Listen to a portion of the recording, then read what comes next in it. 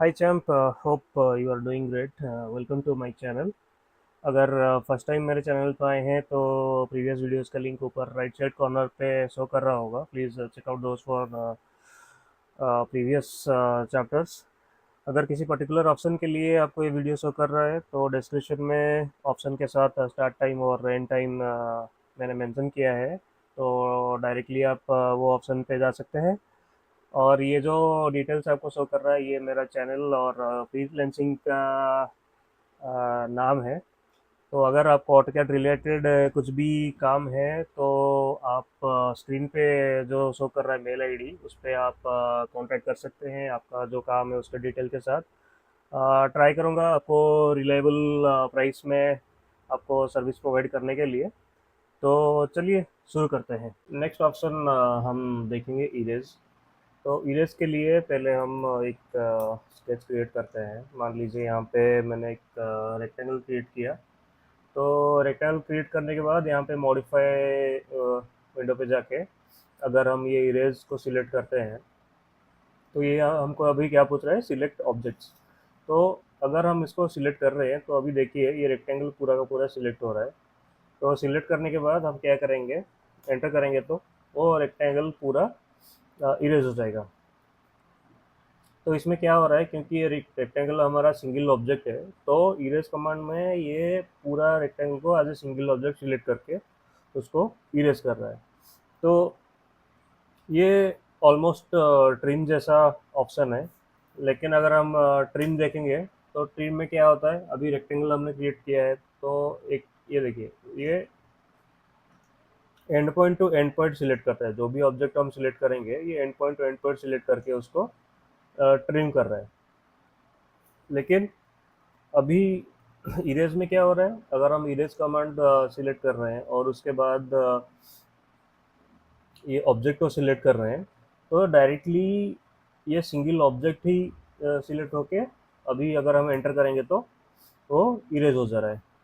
तो ये कुछ डिफरेंस है ट्रिम और इरेज में.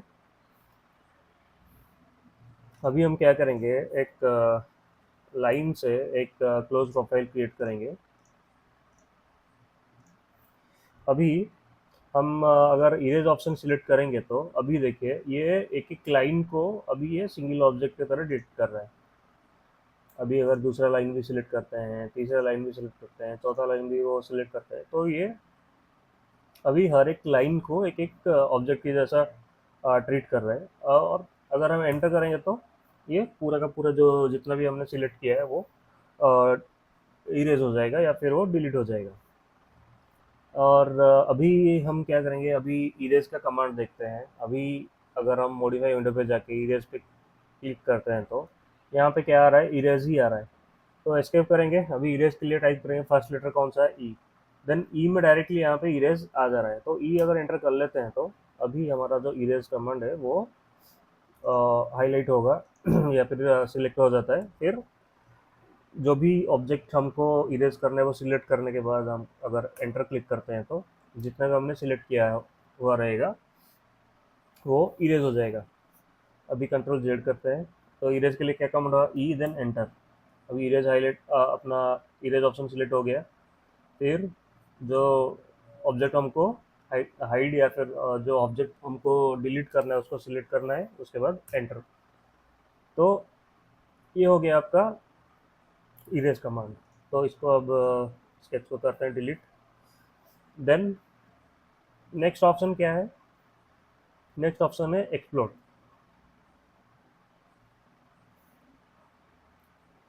तो एक्सप्लोर के लिए हमको क्या करना है, मान लीजिए मैंने एक रेक्टेंगल यहाँ पे क्रिएट किया. फिर यहाँ पे मॉडिफाई विंडो पे जाके एक्सप्लोर सिलेक्ट किया. फिर ये जो रेक्टेंगल है उसको सिलेक्ट करने के बाद एंटर किया. तो अभी हमने क्या किया था, रेक्टेंगल जो कि एक सिंगल ऑब्जेक्ट हमने क्रिएट किया था. एक्सप्लोर कमांड यूज़ करने के बाद अभी अगर हम उसके एक एक लाइन को सिलेक्ट करेंगे तो ये क्या होगा, अभी सिंगल एंटिटी पे कन्वर्ट हो जाएगा. जितना भी उसका साइड लाइंस थे या फिर जो भी साइड्स थे वो अभी सिंगल एंटिटी बन जाएंगे. पहले क्या था, अगर हम एक रेक्टेंगल क्रिएट करते हैं तो अभी देखिए ये सिलेक्ट करते हैं तो ये चारों के चारों जो एजेस है या फिर चारों के चारों लाइन्स है वो एट अ टाइम सिलेक्ट हो रहा है। लेकिन अभी एक्सप्लोर्ड अगर हम कमांड यूज़ करते हैं तो उसको सिलेक्ट करके फिर ओके कर देते हैं, फिर ये जो चार लाइन है अभी अलग अलग एंटिटी की तरह अभी शो कर रहा है। तो ये एक्सप्लोर्ड कमांड का जो यूज़ है वो अभी कहीं पे कोई भी, अगर सपोज हम एक लाइन में कुछ प्रोफाइल क्रिएट करेंगे, ठीक है। पहले हमने ये रीजन का ऑप्शन देखा था, इसको पहले हम रीजन बना देंगे। तो रीजन बनने के बाद region select object enter one region created. अभी देखिए ये अपना हमने क्या किया, सिंगल एंटिटी कन्वर्ट किया अभी। अभी इसको अगर एक्सप्लोर करना है तो यहाँ पे हम डायरेक्टली एक्सप्लोर का ऑप्शन सिलेक्ट कर सकते हैं। अभी एक्सप्लोर को अगर हम सिलेक्ट कर रहे हैं तो यहाँ पे एक्सप्लोर आ रहा है, तो एक्सप्लोर का कमांड देखते हैं। अभी इसको एस्केप करने के बाद E X then P then L. अभी ई एक्स पी एल हम अगर एंटर कर रहे हैं तो यहाँ पे एक्सप्लोर का कमांड आ रहा है, एंटर करेंगे। फिर ये जो रीजन हमने क्रिएट किया था उसको सिलेक्ट करके फिर एंटर करेंगे तो अभी देखिए ये एक्सप्लोर जैसा अभी काम कर रहा है। तो एक्सप्लोर के लिए अभी E x P L D इतना टाइप करना पड़ रहा है, लेकिन अभी इसको कंट्रोल जेड करके इसको फिर से सिंगल एंटिटी क्रिएट कर बना देते हैं, ठीक है। ये अभी सिंगल एंटिटी बन गया। एक्सप्लोर के लिए डायरेक्ट कमांड है एक्स देन एंटर। अगर एक्स एंटर हम कर लेते हैं तो डायरेक्टली एक्सप्लोर कमांड सिलेक्ट हो जाता है। फिर same process, select object to explore then enter, select object, okay. तो ये अभी हमारा एक्सप्लोर हो गया। अभी ये देखिए ये सिंगल सिंगल एंटिटी के जैसे काम कर रहा है। तो ये था एक्सप्लोर। अभी ये स्केच को करेंगे डिलीट। नेक्स्ट ऑप्शन हम देखेंगे ऑफसेट। तो ऑफसेट के लिए हम क्या करेंगे, पहले एक लाइन क्रिएट कर लेते हैं, first point second point then enter. अभी ऑफसेट में हम क्या करते हैं, सपोज ये एक सिंगल लाइन है या फिर कोई स्केच है, उसको सेम डिस्टेंस पे या फिर कोई प्रोफाइल को सेम डिस्टेंस पे हमको ऑफसेट करना है, या फिर हम क्या क्या बोल सकते हैं, एक डायरेक्शन में हमको मूव करना है। सपोज ये लाइन को मुझे वाई डायरेक्शन में कुछ 10 मिलीमीटर डिस्टेंस में सेम लाइन मुझको क्रिएट करना है, और 10 मिलीमीटर का डिस्टेंस में मुझको चाहिए वाई डायरेक्शन में, मे बी पॉजिटिव और नेगेटिव। तो उस केस में क्या कर सकते हैं, अगर नॉर्मली हमको क्रिएट करना है तो हम क्या करेंगे, एक लाइन और क्रिएट करेंगे, यहाँ पे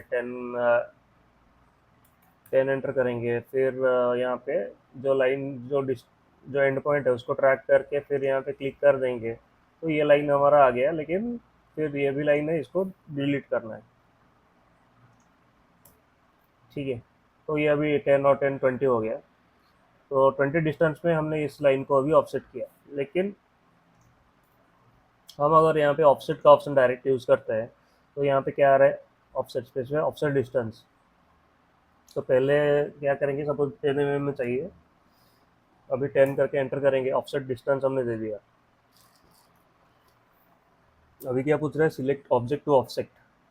तो ये ऑब्जेक्ट मुझको ऑफसेट करना है। अभी देखिए कौन से डायरेक्शन में चाहिए, एक वही डायरेक्शन में पॉजिटिव में चाहिए या नेगेटिव में चाहिए। सपोज पॉजिटिव में चाहिए तो यहाँ पे मैंने क्लिक कर दिया, फिर एंटर कर दिया। तो एंटर करने के बाद मैं ऑफसेट कमांड से बाहर आ गया। तो अभी अगर हम इसको मेज़र करेंगे तो देखिए ये डायमेंशन जो आ रहा है अभी 10 mm का जो ऑफसेट होके आ रहा है। तो ये लाइन हमने डायरेक्टली इसको ऑफसेट कर दिया 10 mm में, ठीक है। तो ये लाइन हमने क्या है, सिंपल ऑब्जेक्ट एक क्रिएट किया तो हमको थोड़ा इजी लगा। तो दूसरा मेथड में भी हमने इसको ऑफसेट करके क्रिएट कर दिया। अभी क्या करेंगे हम, एक परपेंडिकुलर दो लाइन बनाएंगे। अभी इसको कुछ फिलेट दे देंगे। अभी फिलेट के लिए हमने कुछ रेडियस सिलेक्ट नहीं किया, तो फिलेट क्लिक करेंगे। फिर उसके बाद हम आर एंटर करके इसका रेडियस वैल्यू दे देंगे। सपोज मुझे 20 का रेडियस चाहिए। फिर अभी first object then second object. तो ये केस में अगर सेम जो प्रोफाइल है उसको अगर मुझे ऑफसेट करना है, अगर मैनुअली करना है तो ये लाइन को ऊपर ड्रॉ करूँगा। फिर इसका रेडियस से कितना मुझे माइनस करके फिलेट यहाँ पे चाहिए। फिर यहाँ से ऑफसेट उतना डिस्टेंस में लाइन क्रिएट करना होगा। तो उतना सारा मेथड फॉलो करने से अच्छा है पहले तो इसको क्या करेंगे हम, अ, अभी हम यहाँ पे ऑफसेट सिलेक्ट करेंगे। फिर स्पेसिफाइड डिस्टेंस, अभी हमने पहले 10 दिया था, तो अगर एंटर कर देंगे तो ये डायरेक्टली ये 10 का वैल्यू ले लेगा। फिर एंटर करेंगे। एंटर करने के बाद ये पूछ रहा है सिलेक्ट ऑब्जेक्ट ऑफसेट। ठीक है, अभी देखिए ये हो गया। तो 3 लाइन को हमको सिलेक्ट करना पड़ा।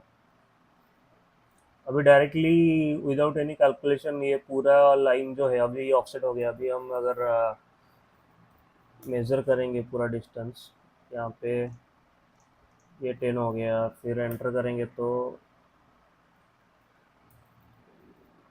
डायमेंशन लीनियर हमने क्रिएट किया, ये 10 हो गया। फिर अगर हम ये रेडियस चेक करेंगे तो यहाँ पे 20 है।